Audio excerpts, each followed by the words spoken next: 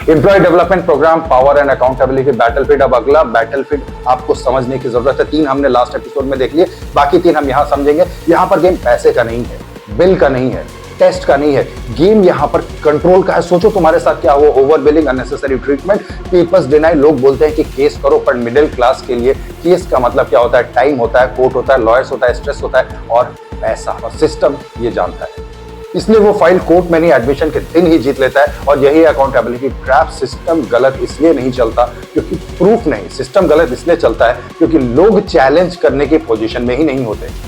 Power एक side, patient दूसरी side. और यहीं पर भगवत गीता वर्स 2.51 अपनी लीडरशिप एंट्री लेते हुए समझाती है कि बुद्धियोग का मतलब ये होता है इमोशनल रिएक्शन नहीं, स्ट्रक्चर्ड रिस्पॉन्स होना चाहिए। सिस्टम का weapon is equal to fear, तुम्हारा weapon is equal to recorded discipline. War loud होने से नहीं जीती जाती है, वॉर डॉक्यूमेंटेशन से जीती जाती है, अगर खास करके वो हॉस्पिटल की हो। एक सॉल्यूशन में पावर शिफ्ट प्रोटोकॉल लेते हैं, इमोशंस नहीं, positioning protocol. Evidence lock admission के वक्त ही सब डॉक्यूमेंट ले लो, डिस्चार्ज के बाद लड़ाई लेट हो जाती है। पेपर ट्रायल प्रेशर हर बार लिखित मांगना सिस्टम को डिफेंसिव मोड में डालता है। मल्टी पॉइंट विजिबिलिटी, सिर्फ डॉक्टर नहीं, बिलिंग, एडमिन, इंश्योरेंस, सबको मेल ट्रेल में रखो। अब पावर वन साइडेड नहीं रहता, सिस्टम को यह पता होता है ये केस साइलेंट नहीं जाएगा और ट्रीटमेंट भी उनका वैसा ही होता है। पर्सनल डिफेंस डिसिप्लिन जरूर अपने पास रखो, एक वॉर किट अपने साथ रखो। ये नॉर्मल पेशेंट का काम नहीं है, ये अवेयर लीडर का काम है, तुम्हारा काम है। Return estimated copy, test purpose note, ICU shift justification, second opinion note, itemised bill demand, generic option insist, claim tracking screenshot. जब रिकॉर्ड बनता है सिस्टम थोड़ा सा केयरफुल हो जाएगा। अगर रेड फ्लैग दिखता है तो समझो कि एस्टिमेट को अवॉइड किया जा रहा है। प्रिकॉशन, आईसीयू, पुश, टेस्ट, बिना purpose exclusion, hide, generic deny, ये मेडिकल सिग्नल नहीं होता है, ये कंट्रोल का सिग्नल होता है। सिस्टम हमेशा फियर से जीतता है, डर से जीता जाता है। अवेयर लोग रिकॉर्ड से जीत जाते हैं और ऐसे कई एग्जाम्पल आपको आपके आसपास में दिखेंगे।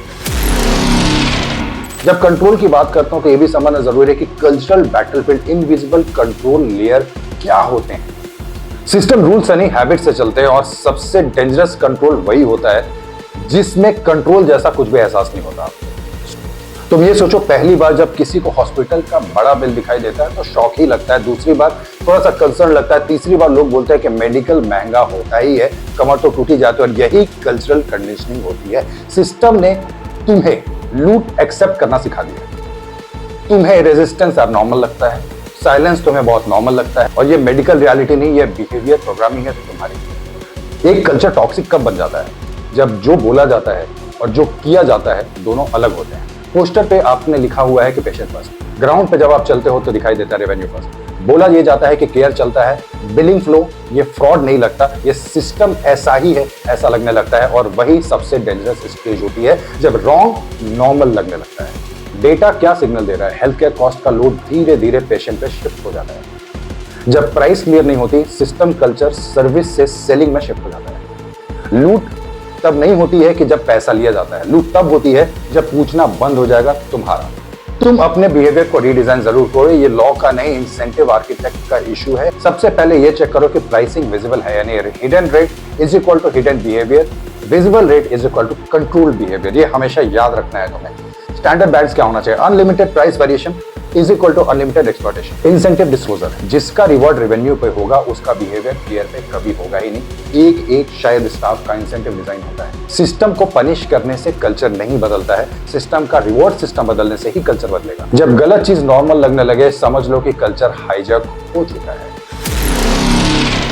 और यही से समझने की कोशिश करेंगे कि फाइनल बैटलफील्ड एक इकोनॉमिक पुश डाउन कैसे करता है, aligning values with actions. Final battlefield economic reality. अब आखिरी बैटलफील्ड ये है, यहां पर गेम हॉस्पिटल का नहीं, तुम्हारे घर के इकोनॉमी का है। कि सोचो तुमने सालों प्रीमियम दिए, तुम्हें ये लगा कि इंश्योरेंस है, टेंशन खत्म हो जाएगी, लेकिन इमरजेंसी आती ही एक अलग रियलिटी एक्टिवेट हो जाती है। पॉलिसी लैंग्वेज जागने लगती है, कैप्स, सब लिमिट्स, कोपे, वेटिंग पीरियड और फिर पीपीए अप्रूवल्स का स्लो डाउन मजा देखने के लिए आता है।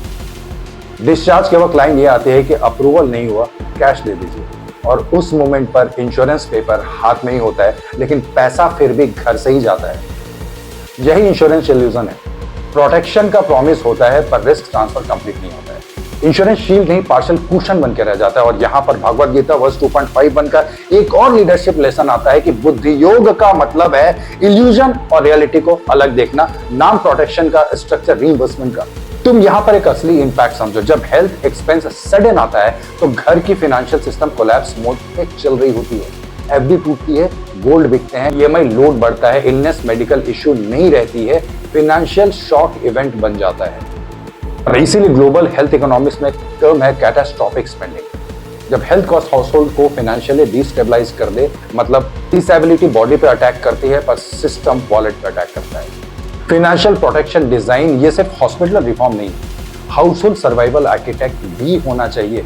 आपको अपनी फाइनेंशियल प्रायोरिटीज डिजाइन करनी पड़ेगी, पॉलिसी की क्लैरिटी लेनी पड़ेगी। एक पेज आपको अपने पास, एक पेज मेन पॉइंट्स के आपको हमेशा आपके पास हमेशा रखने होंगे, जहां पर कोई भी हिडन क्लॉज नहीं होगा। कैशलेस अकाउंटेबिलिटी होने चाहिए, delay is equal to financial consequences हो सकते हैं, कैशलेस में ही जाना प्रेफरेबल है। इनकम लिंक प्राइसिंग हमेशा इनकम लिंक होनी चाहिए। अगर ऑपरेशन बड़ा है, सेम ट्रीटमेंट के सामने फाइनेंशियल पेन सब पर सेम नहीं होना चाहिए। जिसकी सैलरी कम है क्या वो मर जाए? सब्सिडी विजिबल होना चाहिए, सपोर्ट इनविजिबल नहीं होना चाहिए, स्ट्रक्चर्ड होने चाहिए। और यहां पर फाइट ट्रीटमेंट का नहीं, फाइनेंशियल कोलैप्स रोकने का होता है। बीमारी रिस्क है पर सिस्टम ने उसे फाइनेंशियल पनिशमेंट बना दिया। अगर तुम मिडिल क्लास हो तो कुछ समझो, सर्वाइवल प्लानिंग भी लीडरशिप है। कमेंट में लिखो कि health risk is not financial collapse. तुम इस वीडियो को शेयर जरूर करो, इसे वहां तक पहुंचाओ जहां इसे पहुंचना चाहिए।